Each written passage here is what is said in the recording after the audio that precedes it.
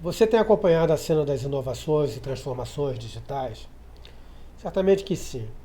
Isso virou um mantra e para onde você olhar vai haver alguém dizendo o quanto é importante você se inserir nesse ambiente.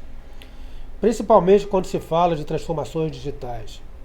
Como eu falei no vídeo anterior, eles até criaram o conceito de vórtice digital, que como um buraco negro vai devorando com mais vigor as empresas que estão mais perto do centro do vórtice. De fato, a transformação, e principalmente a transformação digital, é muito importante. Mas é importante que a gente entenda como chegou até aqui e o que é esse caldeirão que mistura tecnologias digitais, modelos de gestão, roteiros de inovação, hackathons, workshops, summits, incubadoras, startups, aceleradoras, certificadoras, jornais, revistas, mídias especializadas, etc. E a todos repetindo: você precisa inovar, você precisa inovar. Se você não inovar, vai quebrar. Isso assusta mais do que esclarece. Parece aquelas histórias encantadas, mal assombradas, de uma bruxa cozinhando num caldeirão uma poção mágica que vai salvar ou destruir os negócios e que deixa as pessoas mais onzas do que orientadas sobre o que fazer, como fazer e, principalmente, por que fazer um movimento para transformar e inovar as empresas, tanto quanto qualificar os profissionais para esse não tão encantado mundo assim. É isso que eu pretendo fazer aqui nesse vídeo, trazer um pouco de luz e entendimento sobre o que está acontecendo, por quê e para quê. E fazer você entender de uma vez por todas que não existe bruxa, nem príncipe, nem princesa encantada. Você é o herói da sua própria história. Então, é possível que você já tenha ouvido alguém dizer uma frase que se tornou célebre no final do século passado. Os produtos que você vai usar daqui a 5 anos ainda nem foram inventados. O advento do PC, do sistema operacional MS-DOS compatível com o IBM PC, e a telefonia celular no campo das tecnologias digitais, entre outras novidades, eram as trombetas que anunciavam os tempos de profundas transformações em nossa sociedade. O advento da internet comercial foi o golpe de misericórdia nesse cenário. Nesse contexto, criou-se a mentalidade da urgência por inovação, ou seja, uma resposta cada vez mais frenética à diferenciação competitiva em face das oportunidades geradas pelo avanço das tecnologias digitais. Assim, um ambiente competitivo cada vez mais exacerbado pela centralidade no cliente elevou a inovação a um valor quase messiânico. Sobreviver nesse novo cenário passou a ser atender o cliente em qualquer lugar, com produtos cada vez melhores, mais baratos, inovadores e, de preferência, que incorporasse os avanços da tecnologia da informação e comunicação. Uma profecia autorrealizável. Assim começaram a surgir modelos de criatividade, criação e inovação que procuravam sistematizar o caos criativo e o processo de inovação propriamente dito. Design Thinking, Lean Agile, DevOps, Scrum, etc. se tornaram um negócio em si mesmos, alimentando uma cada vez mais próspera indústria da certificação. A minha visão, entretanto, é que essas grandes novidades em modelos de gestão, que tornam o lead time da inovação mais curto e ágil, de alguma forma foram beber na fonte de modelos consagrados da qualidade do século passado, como o próprio ciclo PDCA, o Lean e também o Six Sigma. De todo modo, ainda existia uma ponta solta em toda essa engrenagem: o método. Era preciso estabelecer métodos inovadores para conduzir produtos, serviços e processos inovadores em um cenário em que a velocidade de lançamento de novos produtos, serviços e processos se tornava um grande valor para o negócio. Quem cresceu ouvindo o ditado "a pressa é inimiga da perfeição", de uma hora para outra se viu subvertido para "a perfeição é inimiga da pressa". A agilidade na oferta do novo ao cliente passou a ser um valor muitas vezes maior do que o próprio novo serviço ou produto ofertado.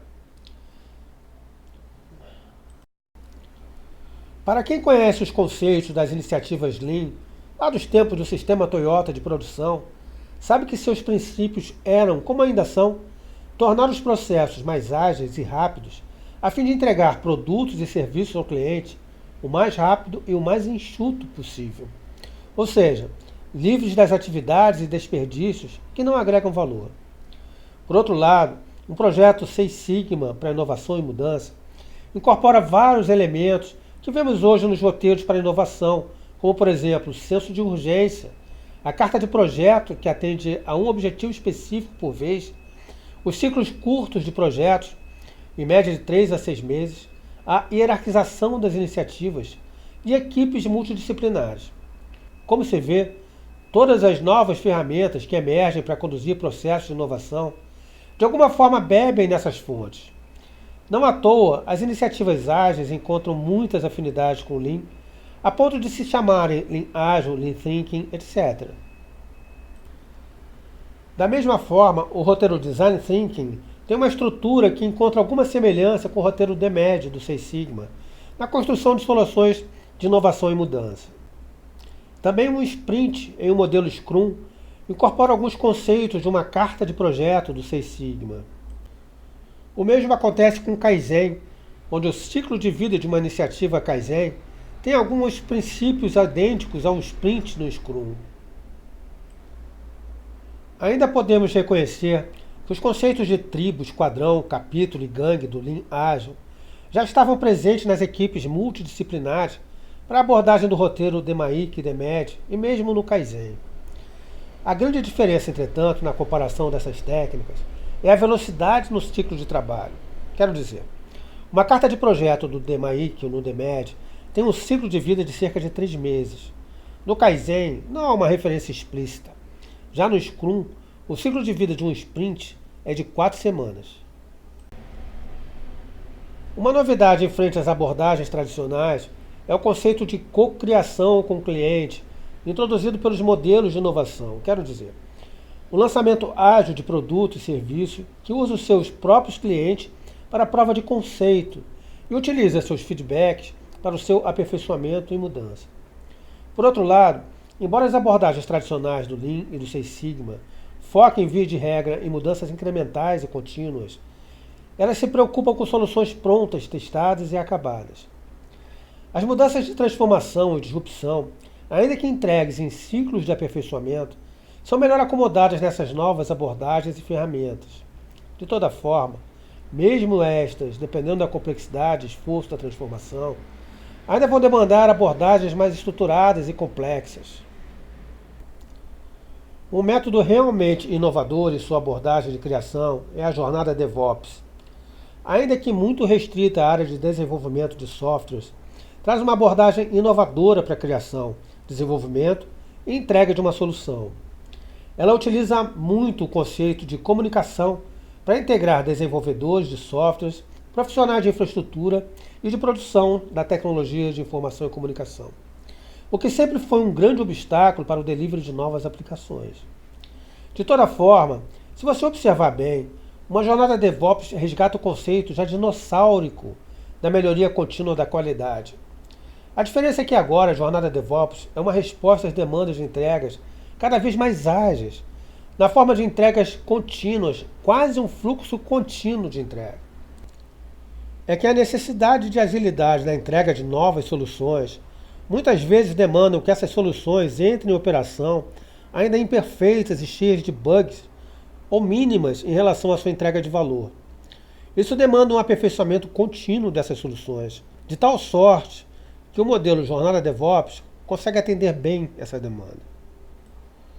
Enfim, acredito que se você tem os verdadeiros fundamentos que norteiam os processos de inovação e mudança, e mais, se você identifica e compreende as dores dos processos criativos, então você não precisa de uma cartilha que vai lhe fornecer uma receita de bolo de como conduzir uma inovação.